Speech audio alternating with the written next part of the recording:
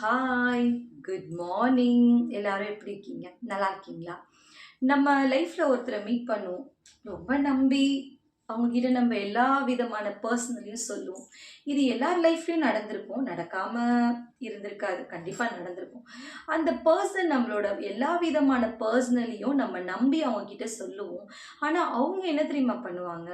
அத போய் வேற ஒருத்தர்கிட்ட வந்து ஒரு இவங்க அப்படியாமே, இவங்க இப்படியா, இவங்க இப்படிதானாம்ப்பா அப்படின்னு ஒரு ஒரு ஒரு கேலி பொருளா நம்மள பண்ணுவாங்க. அப்போ அது வந்து நமக்கு தெரியலன்னா, ஓகே. இது தெரியாமயே இருந்துட்டு இருந்தாலும் கூட நல்லா தான் இருக்கும். ஆனா அப்படி நடக்காதே. கடவுள்னு ஒருத்தன் இருக்கான்ல. என்னைக்காவது ஒரு நாள் நம்ம கிட்ட அத காட்டிடுவான். அப்ப நமக்கு அது தெரியாமோது நம்ம ரொம்ப உடைஞ்சு போயிடுவோம். ச்சே! எவ்ளோ நம்பணும். இப்படி பண்ணிட்டாங்களே அப்படின்னு நம்ம நினைப்போம்ல. அதனால நமக்கு உண்மையா ஒருத்தர் திரும்ப கிடைச்சா கூட, நமக்கு அவங்க மேல நம்பிக்கை வராது. ஏன்னா, அவ்வளதான். ஒருத்தர் மேல வச்ச நம்பிக்கை போச்சு. திரும்ப இத ஏன் இவங்க பண்ண மாட்டாங்க அப்படின்னு தான் நம்ம நெனைப்போம்.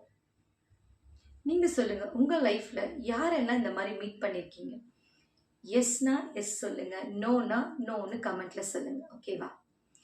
நம்பிக்கை துரோகம்ன்றது ரொம்ப வலிக்கும். சரி. பாய். Thank you.